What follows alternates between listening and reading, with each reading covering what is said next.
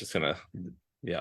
But I remember being a student, and I would just laugh whenever my teacher would like bitch about the bureaucracy of academia. I'd be like, I guess, dude, you chose this life. I guess I would blame Yeah. the damn teacher. Yeah, you would. We all would, you know. Yeah. We're all looking for someone to blame at that point in our lives, maybe. You know, when you're in the mob and Wait, what? somebody when you're in the mob, when you're in the mafia and somebody close to you gets killed, they all say the same thing. They say, you know, this is the life we chose. Yeah, c'est la vie. Move Yeah. on. And that's the same way I feel about adjuncting. I mean, goddamn, it's not easy, but my office mates is teaching 10 classes, you know. Are you serious? Like in a Yeah, semester? yep. How? Why did they do that to them? Well, it's all online for him, I think. Okay, But so he doesn't have to read anything. He just you turn it in, it's you turn it in, you turn it in. Good job. it's not like they did it to him, because it's just that because you can't get because per like one class is only 2,600 at FAU, and that's a lot compared to other universities. No, Other that's universities, actually decent. As sad as that is to say, that's decent compared to like Palm Beach State probably pays like 1,500. When I was working at Seminole State, they paid like 1,400 for a semester, which is basically charity, like going in there and teaching those yeah, classes yeah, because it barely covered the gas. that's lower than grad student prices. Yeah, But yeah, that's when terrible. when you're a visiting instructor, the next rung up, it's $5,000 per class, and with a minimum of 4 classes. So Right. literally double your prices. And I'm sure, like, as a Yeah, full-time instructor, probably even more than that. that's You like know, minimum. That's what it should be. So that would average to like 40 grand a year pre-tax. That's still not a lot of money, even with the summer off.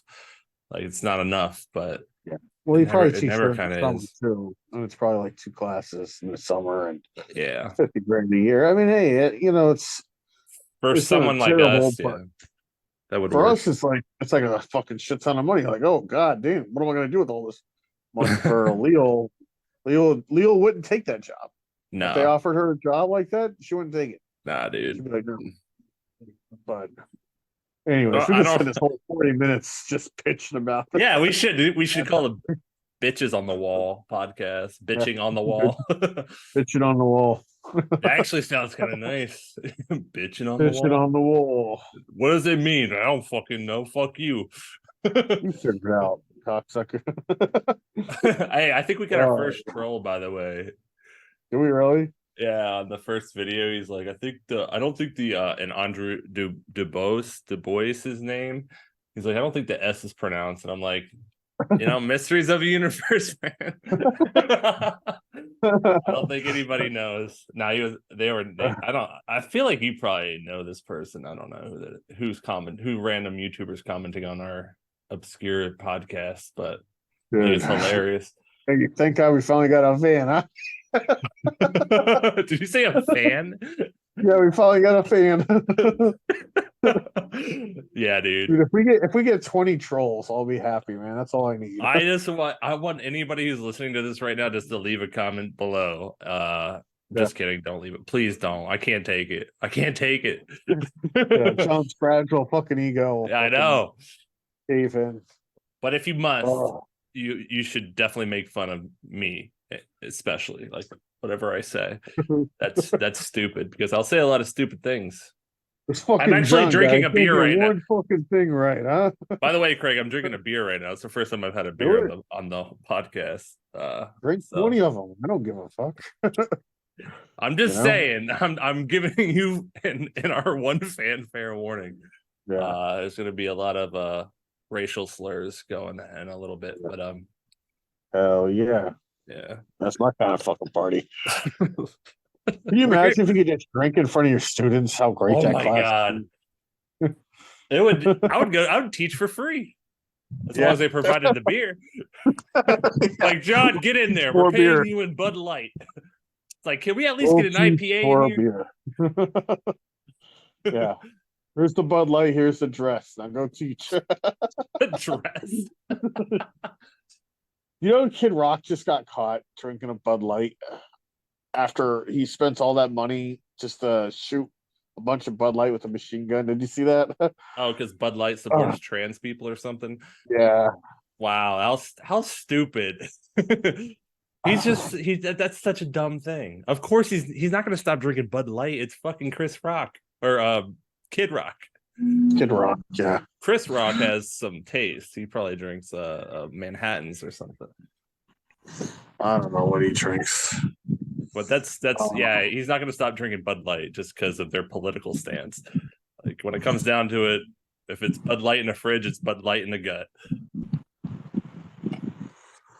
Oh, so these poems, huh? Yeah. These are that first poem really blew me the fuck away. The two pictures poem when I first read it. I mean, that's definitely the crown. That's the crown jewel of the three, undoubtedly. Right. So this poem is about her. Basically, it's kind of about her dad. It's about her sister, obviously. It's called Two Pictures of My Sister, but it's about the abuse that her dad gave. It's interesting because when I told you I was going to read some of her other, like I have an old book of hers that I read back in the day, and I always liked her stuff because it felt like she's kind of like Sharon Olds light. Yeah. I don't want to say light because that sounds like a diss, and I guess it is. I don't know. It's she's just not as dark, I don't think, as Sharon Olds. But these poems, I don't know if are these like newer? I don't know what book they're from, basically. I know Leo's been reading her a lot, but if these are newer, then that's a great sign that she's headed like in a different direction. Because when I read the old book, it was What We Carry, which is still a really good book. Yeah. It was a lot less personal, basically. And the title poem, which is actually really good. I should have sent it to you, but it's good, but it's like it's weird. It's this poem that has like an awesome premise. It's about her friend's mom who carries around a box of ashes, and you may have read this. Might have sent it to you back in the day, of her dead husband, but it's like framed in such a way that it's like kind of twice removed from like the point of the poem, I guess, or not the point, but like what the poem's about. So she's like talking to her friend about this, so it's like it's a little bit removed from the actual mom or the person who carries around these ashes, first of all. But she extends that into like a metaphor about like all the like that's a literal thing that she carries, like the weight of the loss, the literal weight, I guess, of the loss, into this thing about her dad. But it never like goes in the scene with that stuff, like the stuff that happened with her dad. So when I read this poem, Two Pictures of My Sister, I was like, by the time you get to the end or the middle of the second stanza, you're like, okay, she's going there all the fucking way, and not really holding back. What you have to do. It's what you have to do. You have to go all the way. Right. It's just moving on its own, but the way she writes it is also like really fucking good. So yeah, it's all every line is an image, which is really what we stress so much for young poets. Every line is an image. No, never diverting from image. If you're going to divert from image, it better be to say the most poignant fucking thing burning in your heart at the time. Yeah, like if you read a poem that was line by line an image, like it gets a little tiring. There has to be some energy, like something break. I mean, obviously images create energy. But this poem it's not technically true, but I know what you're saying. Like it lives and dies by its images and metaphors, line by line. But there is like a little bit of building energy, like in the beginning of that second stanza. But it goes right. It doesn't like stray very long from image. It's like skipping from image to image, for sure. And it is called Two Pictures of My Sister, so we expect an image, we expect literal images, and Right. a portrait poem, which is basically what it is. Um, Yep. but yeah, man, like those fucking metaphors, similes are fucking crazy. She has that in her, just like Sharon Olds, and I think that's why I think of Sharon Olds a lot. I actually think of Aaliyah a lot. Uh, but I think of Leo a lot when I read Sharon Olds too, and they're like all kind of similar poets. So yeah, she has that like ability with metaphor and simile. I think It's crazy, everybody and then we'll get into kind of the good ones too. everybody like finds their guy or their girl. Like for the longest time, you were really into Lee Young Lee, and it reflected Love in that your man. writing. And for a little bit after that, you were into Faulkner. Remember how you had that Faulkner phase, Oh man, he's a and then crazy motherfucker. and then you had a with Faulkner. I think is when you got into the long poems, like really long Right. form. Frank And O'Hara a little bit. I think Frank everybody O'Hara, goes through a Frank O'Hara stage because you're like, God yeah, damn, lunch poems, man. Fuck yeah. I could write like that. Write a poem about a hamburger. he had a little tiny bit of an Amari Baraka phase. Yeah, you got to Um, get that Amari Baraka poem out of you. yeah, I mean it's a great one. It was a great poem. Dude, when I read that, no, I told you this story before, but Yeah, you got a standing ovation. I got a fucking ovation at least. Like, but that was the only ovation in the whole class, dude. And it was because the whole class was like, dude, when you go into grad, especially FSU, so many PhDs, people have been through it before, and they're there.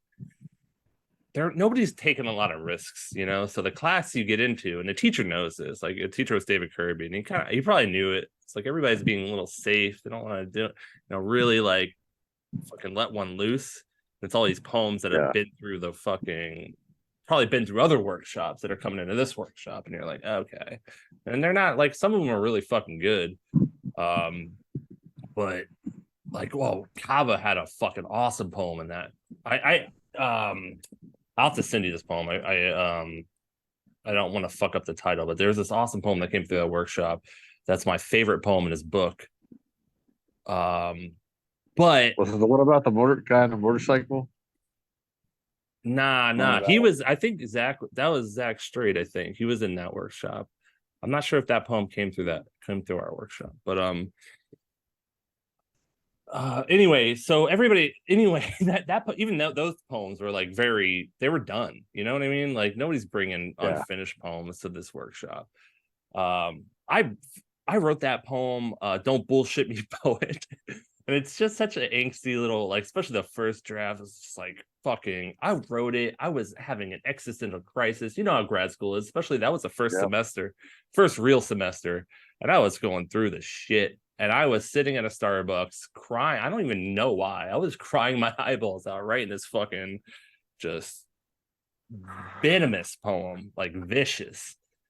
And I yeah, wrote it because I hated the workshop, because I kept trying to do what they were doing. I was bringing in my polished stuff, and it just wasn't like I brought my brother as a fish. No, Wedgwood Way into that workshop, yeah. and it just got like this tepid response. And I'm like, God fucking damn it, like it really tore me up a little bit. Um, so I mean, some people liked it, I guess, but it's a hard poem to bring to a workshop because it's like a 3-page fucking short story, basically. Yeah. Anyway, so I don't know, I don't remember exactly what led up to writing that poem, but it was a fucking everything just went off.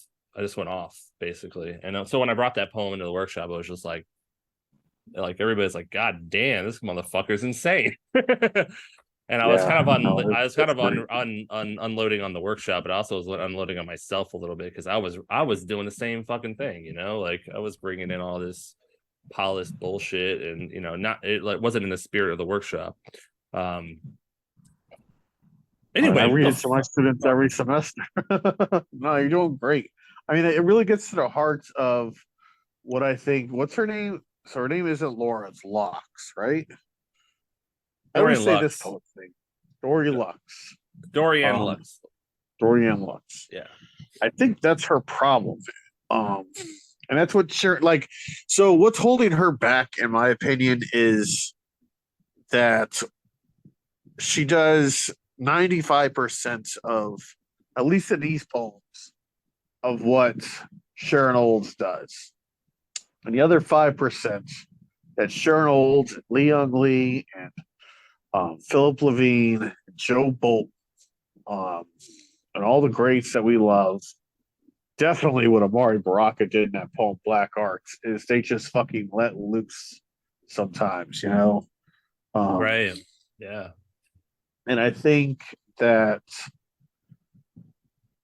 it's again something that just can't, like, I don't know how do you tell somebody who thinks that poetry is like a kind of fencing duel, that what you're really supposed to do is in the middle of understanding all this form, you're supposed to throw the fucking sword down and pull out a machine gun, you know, and just fucking and just unload on the page. Just be reckless and be dangerous, which is what hell, don't bullshit me boat is all about.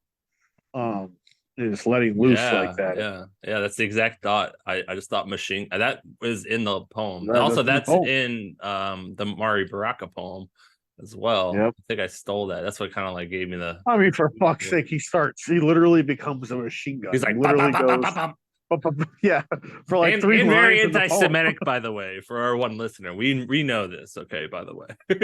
Yeah, but so what? I mean, it's not.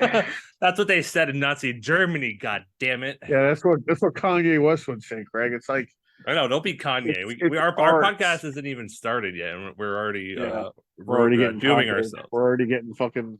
Well, we're gonna get Kanye, and we're gonna get Louis C.K. and we're gonna get Marilyn Manson, and we're gonna get Dave Chappelle, and whatever else. Fuck it, I don't care. One of It's those not. things is not like the other, by the way. I don't think Well, Kanye is whatever.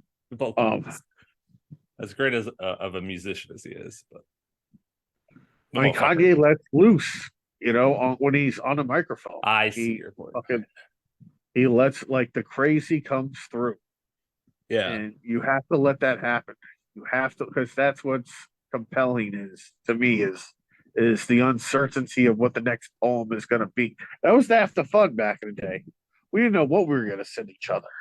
right. Maybe We shit, had it may be the greatest thing you've ever fucking read in your life, yeah. but it was always going to be something. It was always going to be something that was worth reading, even if it was bad, because it was honest in some way, and it was unexpected.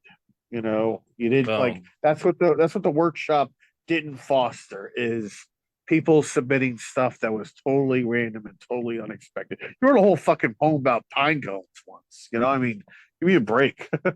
um, pine cone, pine cone, pine. No, I yeah, wrote, where you just say dude. it's just that word again and again and again. You have Well, another one that's here juice.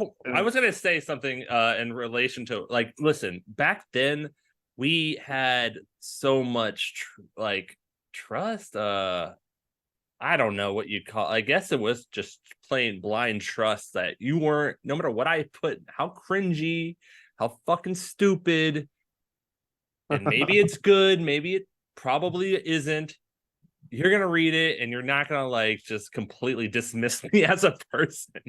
Like we could Right. bring whatever the fuck we wanted. So why do you think I wrote the pinecone poem? Because we were doing Yeah. a generative workshop and the poem wasn't working, and I was writing a poem that I've already fucking written it before, and I was like looking at a pine cone, and I was like, "Fuck this poem!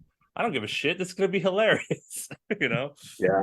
Because we didn't give a fuck. We didn't give a fuck about like, and I shared it with you guys because I knew you guys would also find it funny. You wouldn't have, if you bring that to an academic workshop, you're gonna be like, what is this? What do you do? You don't respect the workshop enough to put something out there that's Yeah. whatever. But And nobody would actually it's a say that. problem with They would just be like, oh, that's funny, haha. Never talk to you again.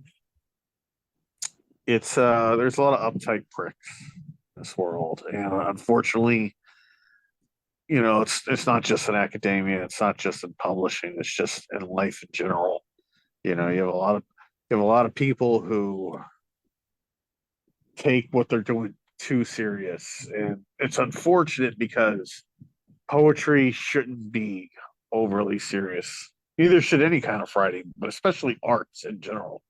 You know, Right. I mean, for fuck's sake, Dolly would paint Adolf Hitler masturbating. You know, uh, I mean, you got like the point is to have fun and to remember that you're going to die and remember that this is a moment you're never going to get back in the world. And I mean, seriously, you know, You it had me the goes back first half to there. Yeah, it's about having fun, and you're gonna die. Son of a bitch. No, I get what you're saying. well, you're having fun for that reason because you're going to die someday, and life shouldn't be all about morbidity. It shouldn't be all serious, you know.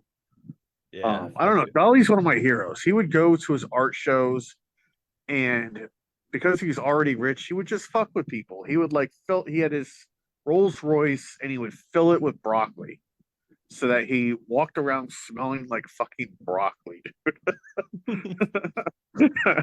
Like he lived an existence that was in and of itself bro. a waking dream. And we don't have people like that anymore. You know, the closest we got, honestly, is Kanye. That's what we got. Fuck. I'm gonna put on an all black mask and then go full mask off Nazi on Alex Jones show and out crazy Alex Jones. I'm gonna get Alex Jones to be like, whoa, let's back up a little bit here. You know, I mean, think of the balls of that. I'm gonna go to the White House and talk to Donald Trump, and I'm not gonna let him get a fucking word in edgewise because fuck him. You know.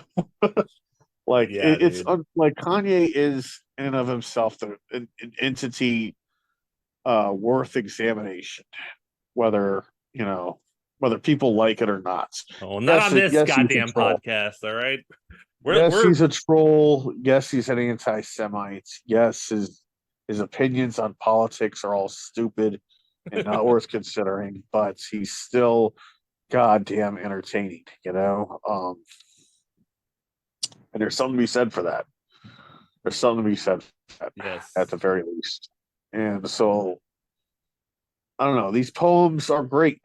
They're great, but you're right. They're lacking that fatal edge that Sharon Olds has, and that Philip Levine had, and Philip Roth had, and Harry Crews had.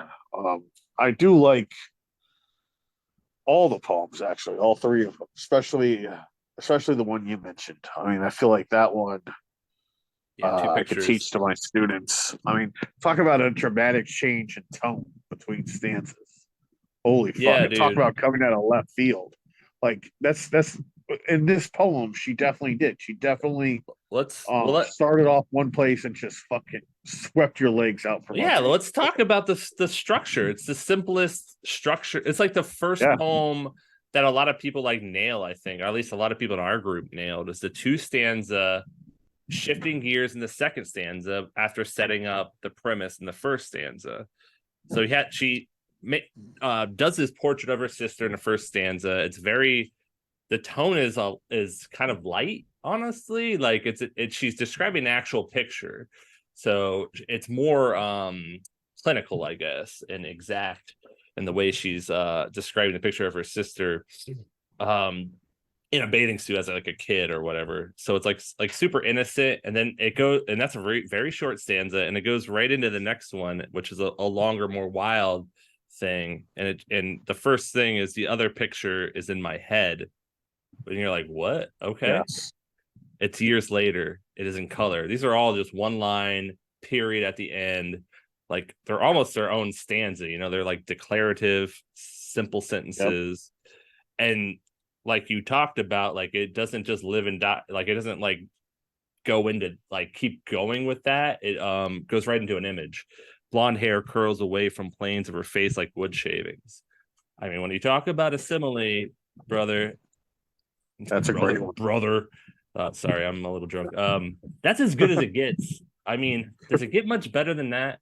Like, and it gets better. It does get better. because it lives and dies by it, right? It keeps going.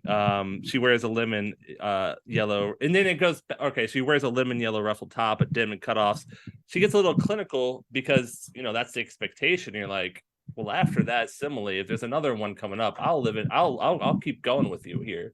I think a lot of young poets kind of hear the advice show don't tell, image, and they think, well, I got to just describe everything.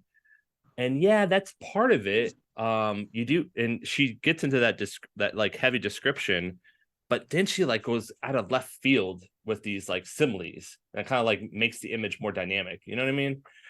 Oh yeah. I mean, dude, like, and she gets into some rough territory with her sister getting beaten with the belt by her dad. Like, she does I mean, not look at hold this shit. back. She wears a yellow lemon ruffled top, dim and cutoffs. Her belly button squeezed to a slit above the silver snap. Right. Even the description is So musical. So sometimes yeah, the like alliteration. I don't want to like say that getting into like the clinical description is always bad. That's fucking brilliant. She got music out of it. You know what I mean? Like when you're really like firing it on cylinders, even just a simple description of her sister is like it can be like The fire. word Pops out of off the page. I mean, a lot of alliteration. Silver slit above the silver snap. The line breaks, by the way, Craig. Did you notice them? I know you're not a big line guy because you write fiction mostly, but god damn, she puts a lot of emphasis on words at the end of lines and all of these poems.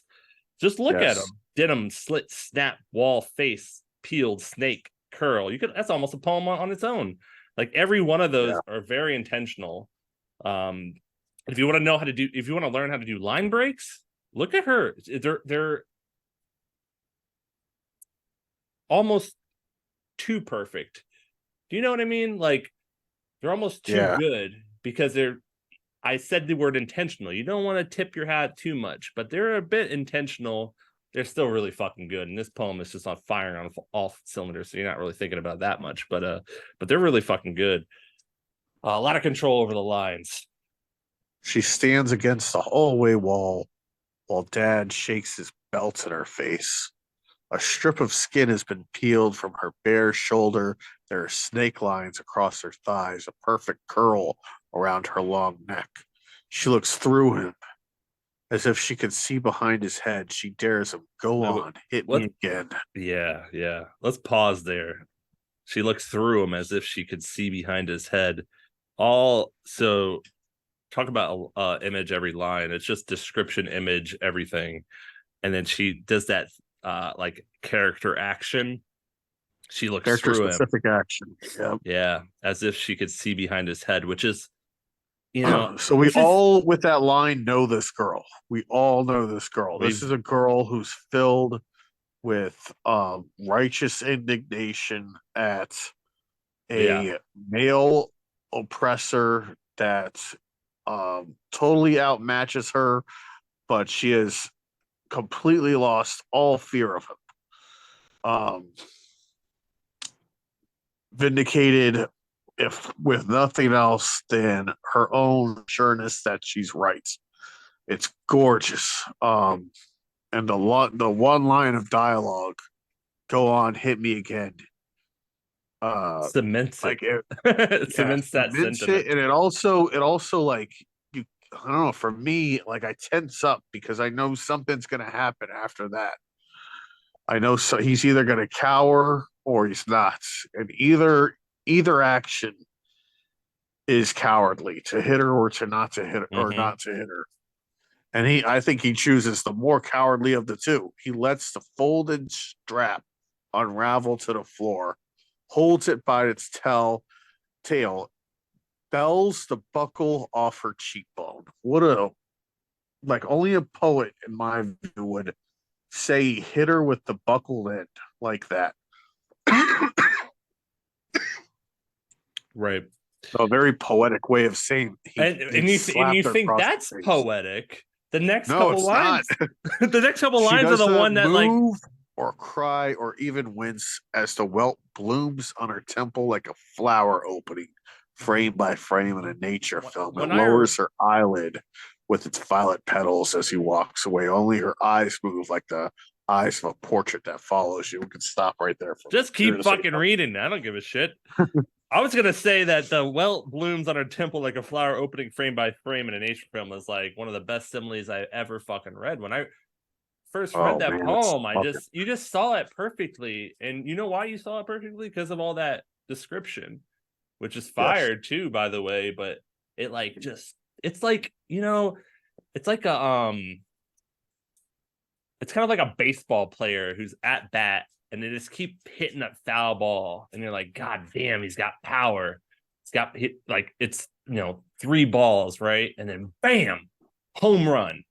Fucking home run on those lines. The welt blooms on her temple like a flower opening frame by frame in a nature film.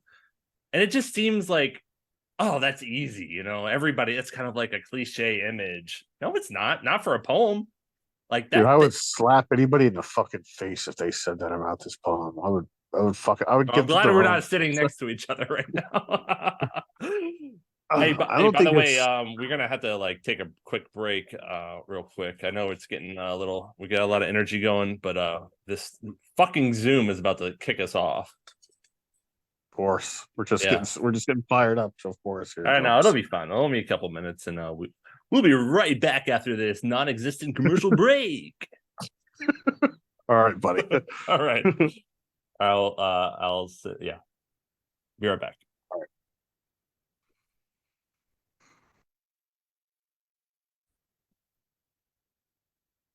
All right. We are back from our non-existent commercial break. You ever listen to Snoop Dogg's first album, Doggy Style? Yeah. I mean, it's been a long time, dude. The whole thing is there's like this skit every once in a while where this DJ would reintroduce the songs or introduce himself and then reintroduce the songs. He'd be like, here's KBBL's DJ Easy Dick. Easy Dick? Yeah, Easy Dick. Dude. I don't know. It reminds me of Slim Shady LP that Ken Kenneth. Yeah, Ken Kenneth. Oh my god. I miss skits, man. I miss fucking skits. I miss people had that much fun making art. Rap albums were so goofy in the 90s, dude. Oh, dude, they're amazing. I know. Some of them were fucking classics, of course, but damn. Yeah, you're right. That was talk about having fun from Connecticut, you automated piece of shit. Yeah. There was one where it's just him like sucking cock or something. Yeah, it was him so making fun of ICP. It was Ken Kniff getting his dick sucked by Violent J and Shaggy Too Dope. Right. He's like, yeah, suck it, Shaggy. Suck it. Damn, give it over here to Violent J. Violent, don't bite it. Don't be violent. Just suck on it. All right, give it back to Shaggy. He was sucking it better. Now say my name. Shaggy's like, Eminem. Ken Kniff's like, say my name. Shaggy's like, Eminem. And he's like, what? Give me my motherfucking dick back. Craig. Dude, I did not need that, all right, in my life. I skipped that. I'm an adult, okay? I skip that one. I got it. Man. I mean, come on now. If I have Laura in the car, forget it. She will like she'll put the parking brake on. Artistry pass over you, John. Right. Yeah, that's part of that artistry is by the way, that was on by the way, he made that. Hey Craig, that was on Eminem's third album, Marshall Mathers LP. Yeah. Bonafide classic, by the way. Nobody ever talks about it. You don't get that anywhere else except for this podcast. Barflies on the wall. Craig reenacting the most vile, disgusting part of that whole album. Suck it, Shaggy. Suck it. Say my name. Nobody would ever argue that album is not a classic, and that exists on it, by the way. Just for all you budding artists out there, make a motherfucking mistake, please. Just do one. Make one mistake. Like, not that that's a mistake. I don't think that was not a mistake. To you anyway. I think it was the best part of the whole album. Yeah, fuck Stan and Kim. Let's just go with I want skit. to listen. I want to listen to Shaggy Two Dope suck off fucking King Canal. That's my favorite song on the fucking album. Fuck you. Anyway, He did that, by the way, because ICP did this song called Slim Anus. They're like, "Hi, my name is Slim Anus," and so he's like, "You goddamn right, I'm Slim Anus. I don't get fucked in mine." And then dude, after he made that song, they made another song called "Eminem Ain't Nothing But a Little Bitch." And the first part of the song, he's getting fucked up the ass by Dre. He's like, don't tear my asshole. Don't tear my asshole. And Dre's like, yeah, you want to be fucking famous. Dude, you gotta listen to that shit. I don't know, man. I think I know who won that rap battle, by the way. It's Eminem. Who else? Yeah, I The mean, one who made like $100 trillion fucking dollars off the album. That's right. who, you know. Well, more than that, it's who is remembered. I don't know. You know, because you're, autistic or something. I don't know why you know these things about Eminem, but god damn. They're Right. friends now, by the way. I guess they all get along. But Of course they do. You don't get like completely eviscerated by Eminem and still be mad at him 20 years later. You fucking become friends with him and ask him for money when you need it. yeah. Anyway, Shaggy Two Dope became a vegan because I don't know if he's a vegan. I know his heart trouble really bad, but I do know that he is his daughter is a lesbian furry, I think. She's definitely a furry. wow. And so he's a furry too, just out of right, solidarity, right? Because it's his daughter, man. I want to hear the 97 Bonnie and Clyde version of that song. Well, not Eminem. I'm talking about well, the 97 Bonnie and Clyde version of whatever the guy's name is. Like Shaggy the furry 2 Dope. version. Yeah, Shaggy 2 Dope. Yeah. Hey Craig. Yes. We were talking about a goddamn poem. Oh, sorry. A clip I am gonna send you though, while we're not talking about that poem, is Shaggy 2 Dope and Violent J destroying Sharon Osbourne on the fucking on the guy who created all this podcasting thing. What's his name? Not Joe Adam Rogan. Curry? No. Adam Carolla? No, he was a DJ. But he was like the first raunchy DJ. I mean, that's saying a lot. I mean, was he like in the 1930s or something?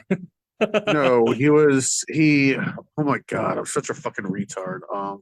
Oh, you're talking a movie about him naked parts. Oh my god, you got me into a fucking tip of my tongue situation here. Yeah, it's obviously the guy who interviews like Paul McCartney now.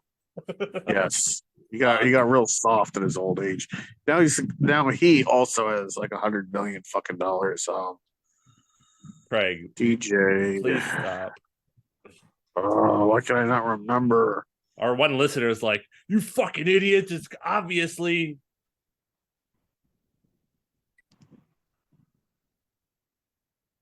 Movie.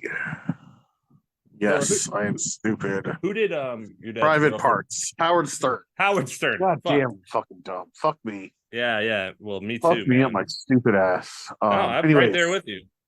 Like, goddamn. Yeah, if you ever want to watch something funny, Sharon Osbourne for like an hour just has Violent J and Shaggy 2 Dope being like, "Yeah, your fucking husband's a heroin addict piece of shit, and you're an ugly bitch, and I respect him less for fucking you, you fucking nasty cunt." Why did they go off on her though? Because she was sponsoring some band that was touring with them, and she blames them for her band's not. She wasn't a part of it. She was like a producer or something of it, or a manager for her band's lack of success. And Violence, like Shaggy 2 Dope's like, "Yo, we didn't have nothing to do with them. Like, them not doing well. They just suck. Nobody likes them. We didn't tell them they couldn't put out fucking merchandise and fucking booths. We're all about our fucking artists getting money. They just nobody was buying this shit. and fuck you, you fucking nasty cunt. I don't know. It's just like the fucking most disgusting, vile things Uh, they could think of to say to somebody. And that's the coolest part of ICP is the Eminem beef, them shitting on Sharon Osbourne, and that song "Fuck the World." Anyways, okay. See, this is what happens when you break up the uh, energy. no, I I really start going tried off to get on. us back on track, but you were just ICP, Sharon Osbourne, all day, man, all day. It's like, Thinking God of damn, this is a podcast about poetry.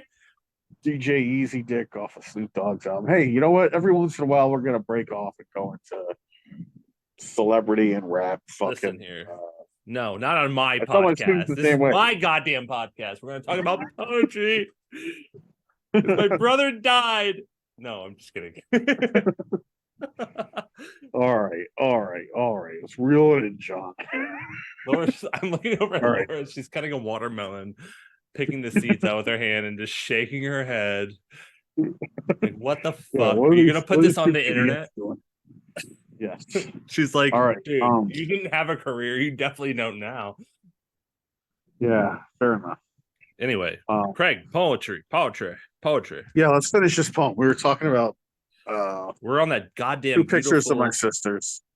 simile. Well blooms on her temple like a flower opening frame by frame in a nature film. I mean, I don't care what you say after that. This poem won. It won the battle. Yeah. When I first read it, very first time I read it, I was just like, shit, dude. What the fuck am I doing in my life? And she earned the fuck out of that too. You can't start a poem with that. I don't think. I know it's still good, but it's not like, I don't know. There's so much. I think it has to do with she's talking about her sister, she's talking about her dad. Yeah. And it's just how it feels like a memory that's just repeated itself over and over and over again. And that's what that image, that simile evokes. Like this thing that she's like cemented in her memory. And like I said, after that, you kind of were before going off with the rest of the poem, and you kind of just have to. And it doesn't disappoint. She doesn't drop the ball. I mean, if the ball could be dropped, which it can't at that point, she didn't. It lowers her eyelid with its violet petals as he walks away. Only her eyes move, like the eyes of a portrait that follows you around a museum room. Her face, a stubborn moon that trails the car all night, stays locked in frame of the back window, no matter how many turns you take, no matter how far you go. I got chills just listening to you read that poorly. I'm just kidding, dude. It's haunting. It's just a haunting image. It really becomes less tragic and more about horror.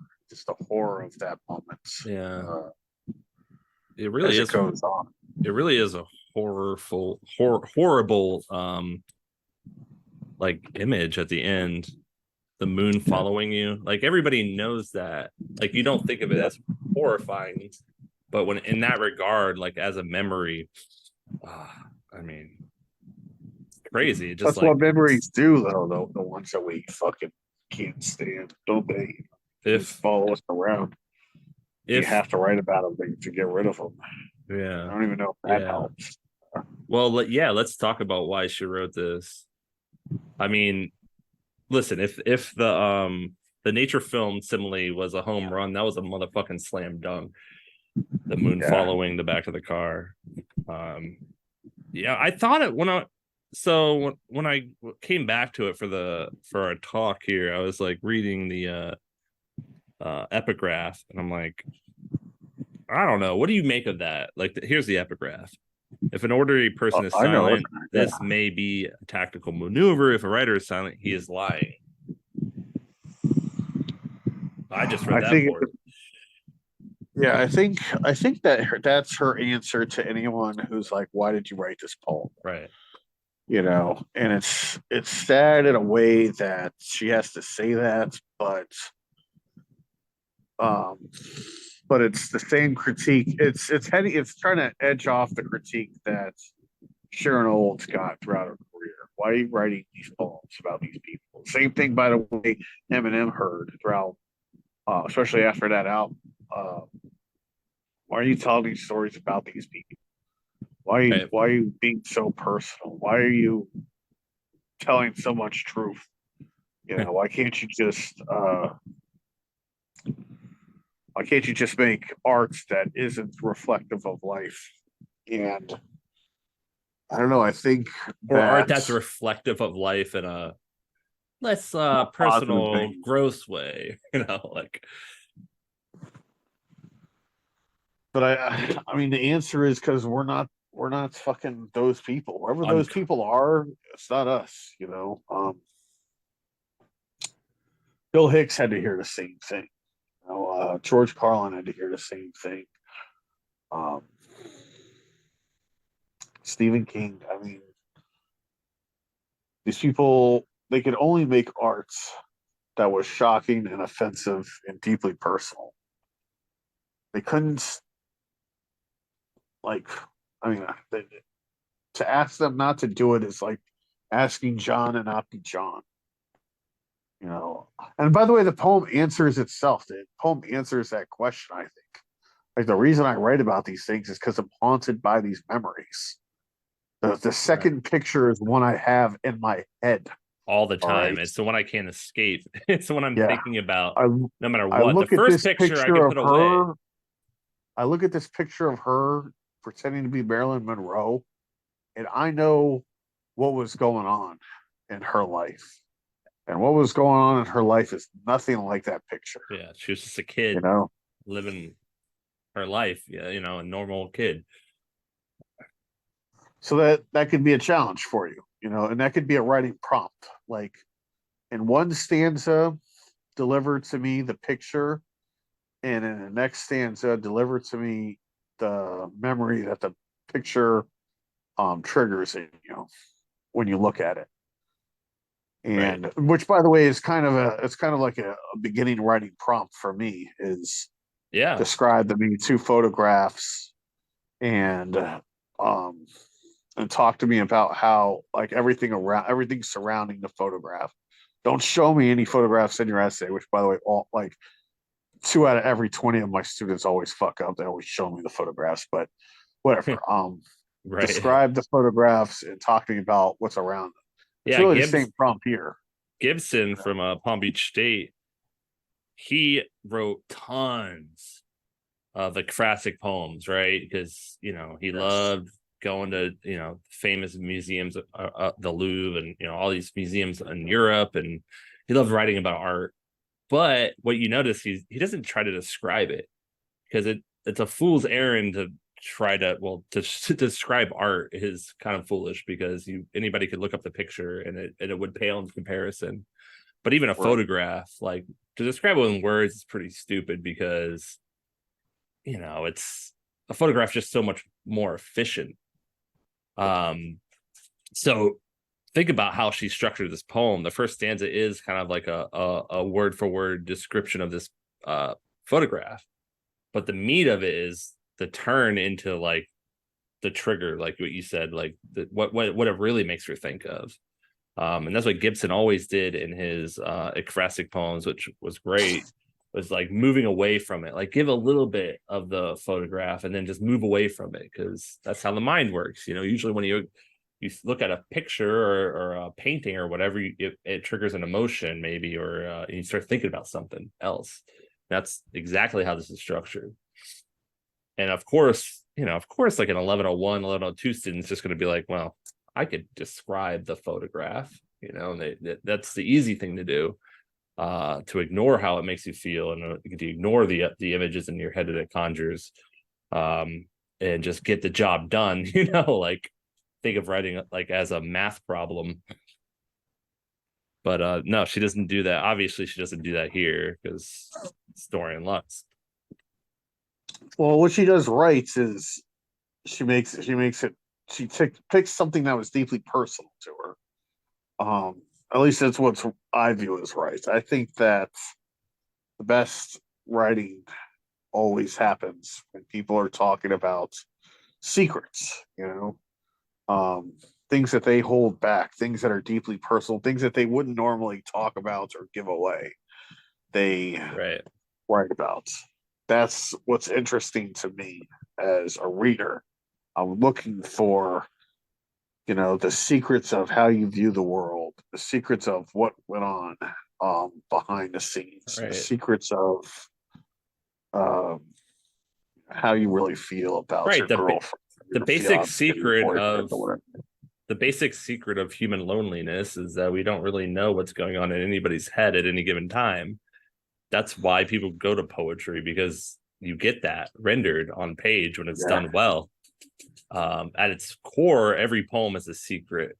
But so you have like, oh, some have like actual secrets, too, talking about things like this, which maybe she wouldn't like bring to a class or bring to her, an acquaintance, like it is a deeply personal subject that affects her, even when she's looking at an innocent picture of her sister posing like Marilyn Monroe. It should be a happy memory. But anybody who's experiencing any sort of trauma or loss knows that it's not that simple all the time. Or yeah. even just fucking family bullshit. I think everybody goes through. Like, yeah, well, this is what really happened that day. Like everybody's smiling in the picture, but it wasn't a happy day. Everybody has that at the very least. And this It's goes like actually darker, of course. this kind of builds into the last poem that I sent you, which was about the birthday cake. I Yeah. think it was called Family Stories. Mm-hmm. Uh, Yeah, let's talk about that so one. so this one is somebody tells her this story about his family. A birthday's going on. This is a synopsis of the poem. Synopsis of poems are always bad, but bear with me. A birthday is going on, and something happens. Whatever happens isn't delivered to us as readers. What is delivered is what happens afterwards. The entire cake thrown out of the window. um, Yeah. Talk about a poem just and built on a single image. She's building yeah, a whole scene around it, like a scene within a scene, and just the image of the cake being thrown, candles and all, out the window. I had a boyfriend who told me stories about his family, how an argument once ended with his father seized a lit birthday cake in both hands and hurled it out of the second story window. That, I thought, was what a normal family was like. It made me Anger laugh, by the way. sends across the sill, landing like a gift to decorate the sidewalk below. In mine, it was fists, direct hits to the solar plexus. Nobody ever forgave anyone. But I believe the people in his stories really loved one another, even when they yelled and shoved their feet through cabinet doors or held a chair like a bottle of cheap champagne, christening the wall, rungs exploding from their holes. I said it Wonderful. sounded harmless, the pomp and fury of the passion.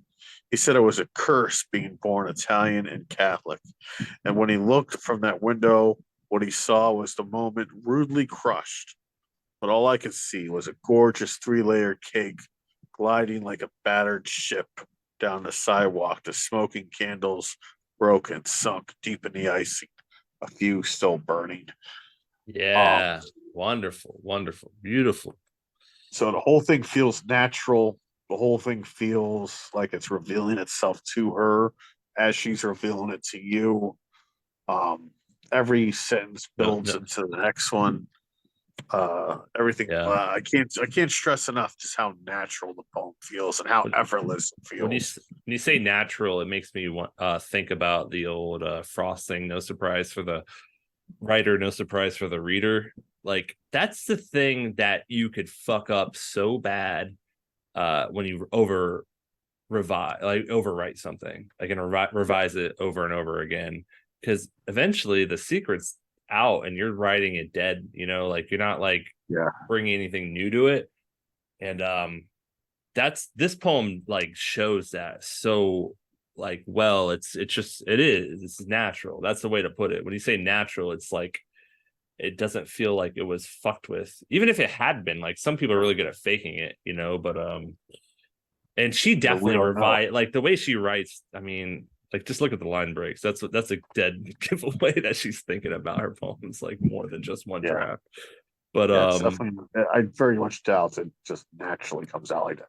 Although with yeah, Sharon Olds, it was not the same poet, but with Sharon Olds, she said she very rarely tinkers with anything. And if she ever tinkers with it, it's never very much. right. Um, Like, did you see that video with her talking to Rita Dove about like her revision process? And she's no. talking about Rita Dove, who's like a big editor, reviser. Um, obviously, most poets, if they were talking to a class or talking to a class, or talking to like a crowd in a craft talk or whatever, are gonna be like revision, revision, revision. And so they're at this craft talk, and Rita Dove's like revision, revision, revision, and Rita Dove kicks it over to Sharon Olds, and she's like, you know, I just I kind of just if it speaks to me and it's like, oh, this is what the word needs to be, or this is what the line needs to be, then I change it. You know what I mean? Like, so she was basically saying, I don't really fuck with this shit once it comes out. I just if I it's feel like obviously needs to be changed, it was like, oh, this is what I actually meant in that moment when I was writing it, then I'll change it. But I'm not gonna I'm not gonna restructure the whole poem. I'm not gonna do like rewrites. If I rewrite it, it's a new poem, basically. Sharon Olds very So much like I've been to a lot of her readings, and one thing she'll do is after she reads a poem, she'll be like, "Well, I saw a lot of lines in that poem. I'm gonna cut." You know, so so I think she kind of has this innate feel when reading it's what sounds like poetry and what makes the poem work. Sometimes it's usually for her less is more. I think less of the poem makes for more of the impact, but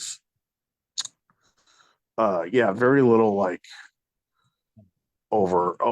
very little what I would call major editing right. going We on. all go and through different stages as well, I think, with that sort of Of thing. course, but So like my point yeah, is simply that the poem feels natural. You know, it feels like one continuous thoughts that she's having, and it's surprising in the sense that what she takes away from this scene is how much these people love each other and how considerate they were of each other's feelings. They were all like play actors to her. Yeah, they'd break something. Yeah, they'd throw a fucking, cake out of the window, but they wouldn't actually go and hurt anyone. And maybe yeah, that's to her, it's this moments of total sympathy and moments of, almost jealousy. This is a poem about human jealousy. right. And the boyfriend or whoever being hurt that she wouldn't see how much this hurt him, you know. So in that respect, it's also a little uh something that isn't talked about much, which is a woman writing about how fragile a man is about his feelings. So in that respect, it's also cool, and it's also I don't think it's as effective as the one we read before, but I think Yeah, the reason for that is that she isn't writing about something as personal as the other one. I mean, it really just comes down to that. yeah. For whatever Uh, reason, she chose not to like go into a story of her own. Maybe to be for the same reason why you're saying the poem feels so natural. Like if she did that, she might have like ruined the poem, yeah. and maybe she wrote the two pictures after that, to kind of talk about what she meant by like, oh, everybody was Well, in this family would actually apologize, and my family just punched you and never said anything about it ever again. Like yeah, I mean, it might have fucked it so up. Yeah, I think that's a great point to stop and reflect on. This is a really good poem, and the other one was a great poem. All right, a really great poem. Now she would have ruined this really good poem trying to make it a really great poem by fucking making it too personal or making it about her. It's not right. about her per se. It's about I The mean, it is difference in about her, but families and our it's about relationship. it's about how she feels about this boyfriend's family. That's what it's about. And I think a lot of what we do as artists is we beat ourselves up because we're creating something, and halfway through, or when we're finished with it, or 9/10 of the way through, we look at it and we go, it's not the fucking best thing that I've ever written. It ain't better than two pictures by my sister. And it isn't ever going to be unless I find some way to make it about something that close to me. But it's like, this is what was on your mind at that moment. And you got to be comfortable just letting something be really good. Right. Yeah. So I don't know. That's my feelings on Well, this poem. that's the fucking conundrum when it comes to revision. We talk about it all the time. How every poem, every story is kind of its own unique kind of organism in the creation process, and you kind of have to like attack. You have to look at it like a new thing every time. And you have to be real honest. Yeah, and you have to be real honest with yourself about what this poem is gonna be. Or what the story is going to be, because like you said, it's tempting when you reach a high, like the two pictures of my sister poem. Every poem after that, it's not going to be as good. It's just impossible. It's not how writing works. That's the fucking terrible and frustrating part about it, is that it's not always going to be like that. You can't exactly like set the conditions for that to happen again and again and again. You could do your best. You could do your best, yeah. But so yeah, you have to like kind of let this poem be what it is. You're absolutely right. And if she added anything, if she rewrote it 1,000 times, it would never be as good as this one. More than likely, she might have got another new poem out of it, but it wouldn't be this one. It would be a different poem at that point. So to your points, way back in the day when I was like, if I'd have known Dorianne Laux, I'd have been like, man, write about your sister. Write about your sister. She probably would have said the same thing that you and Laura and Jen, so many other people have told me, which is right. It's frustrating to hear that. I can't write about. I know, I understand that this is where the best material is coming from, but I can't write about things that aren't on my mind. This is the thing that's on my mind right now. Now she did find a way to make it still about her family in some small respect, but right. It's a lot like the What We Carry poem, but it doesn't fully go there. Like, I wanted to write a poem about my boyfriend's family and how jealous I am of it, and how hurt he was of my jealousy, because it's something that he thought he was revealing something that he was ashamed of. So much great literature is also about misunderstandings between people. This guy probably thought that he came from a really bad family. So many relationships were about that too. Yeah. Well, all relationships aren't they? Yeah, kind of. They're all about misunderstandings between people, because that's all we as human beings do, is misunderstand each other.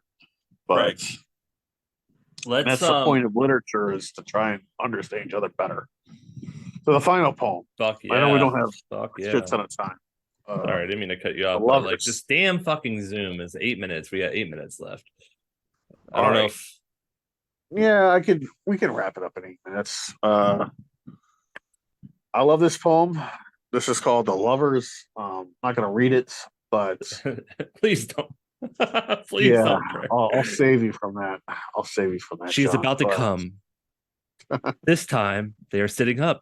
Sorry, I'm not gonna do that to this poem. I don't read it like that, you asshole. Fuck you. Now that's how I read it when I'm being an asshole. Anyway, she is about to come, and I wrote, damn, that's how you start a poem right there. Write about sex, just write about it. Don't beat around the bush. So few people do. By the way, this is another poem about human misunderstanding. So that's the takeaway that I would have hoped to recognize in her writing, if I knew her, was to be like, write about human beings not understanding each other. Write about people wanting to make a connection, and the missteps between them. a poem about the most intimate act that human beings can have with one another, where they're having sex. And it's written from the third person, which, by the way, is super fucking rare Yeah, in it's in poetry. straight up narrative poem about two people having sex. It's crazy. Neither of them named, everything just described um, through image. And the poem's about her wanting to see his face and all the things that she does while they're having sex to get him to look at her. And Yeah. when he finally does, they share this moment. Uh, how to even describe what this poem is about more than that? And the body so tied to pleasure and exquisite pain in this world. When she lifts her face, he sees where she's gone, knows she can't speak, is traveling towards something essential, toward the core of her need. So he simply watches steadily with an animal calm as she arches and screams, watches the face that, if she could see it, she would never let him see. So much energy in those last lines, and they're all kind Yeah, of like going back to your early comments about like an image every line. She's in scene, so she's kind of safe, right, to do what she's doing, which is like she's like reaching. I kept writing reach. She's like reaching for something that's like inarticulable. Am I saying that right? yeah, She's reaching for something that's like you can't put into words, like she's talking about like having an orgasm, and also like, but it's not quite right because she wants to see his face, but at the end she's like feels so like kind of animalistic that she wouldn't want anybody to see her in that moment when she finally comes, I guess, or whatever the fuck you think's happening at the end of the poem. But she's like reaching for a description of something, and it worked. I think it really works in this poem every time she does it. Like, for instance, the line early in the poem, and when something lifts within her towards a light, she's sure. Like, when she's talking about what is she describing there? Like, I think she's describing like that feeling of ecstasy. Um, but you can't quite just say it, because if you say it, like us talking about this is kind of crude, right? Like, because we have to just say it in order to talk about it. But in a poem, if you did that, it would suck. So she's like doing this thing where she's like reaching all the time into this like weird, just poetic like language, I guess. Like in that the line in the middle, what she can't bear is that she can't see his face, the kind of turn, I guess, to the meaning of the poem. Not that she thinks this exactly, she is rocking and breathing. It's more her body's thought opening as it is into her own sheer truth. Like, she's describing that like feeling of connection and ecstasy without just saying, I'm totally almost there, buddy. Like, you know what I mean? well, yeah, it's also about human vulnerability and um, it's about the animalistic nature. There's a lot of strange infantile imagery, let's call it, woven throughout the poem. She slaps him twice on the chest on that pad of muscled flesh just above the nipple, slaps him twice fast like a nursing child trying to get a mother's attention. She's startled by the sound, though when he turns his face to hers, which is what her body wants, his eyes pulled open as if she had bitten him, she does reach out and bite him on the shoulder, not hard, but with the power infants have over those who have borne them. So Right. she's very much like a child, and he's very much like a mother. Um, so I don't know. It's it to me. I think again, like maybe I'm stretching here, I'm reaching or whatever. Maybe to borrow your word, I'm Fitting. reaching for meaning. But the meaning I take away is very much the meaning. It reminds me a lot of the poem "Where You Go When She Sleeps" by T.R. Hummer, in the sense that I think the point of the poem is that no matter how close we get to each other, this is two people at their most intimate. There's still so much incommunicable. Really, it's the same Right. theme and the same points as the poem we talked about the other day. C.S. What's his name? The other G.K. poet. Williams. Yeah, I was thinking of Yeah, C.K. archetypes too. Williams. Yeah, archetypes. This poem, You yeah, know, it's very similar. so it's another theme on this problem that human beings have, where no matter how close they get to each other, I mean, and again, we still misunderstand each other. Yeah. That's one of the hells of being human. I think it's another reoccurring theme in writing is we never understand each other. There is Right. no way that we've Goes invented yet to understand each other. goes right back to Um, the whole like what's so intriguing about like secrets that yes, because yes, everything's kind of a secret, you know.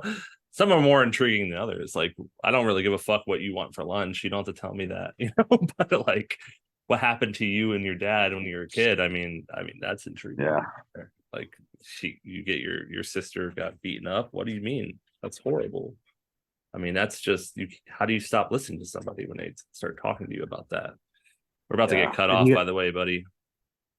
well, you just gotta. Well, we'll end with this. It's like that's just one grain in the vast or the vast beach of secrets that is a human being, and that's why we read. Anyways, man, next week we'll figure out what we're gonna read. All right. All right, buddy. I'll talk to you later. All right, man. Peace. All Love right. you. Bye. I love you too, man.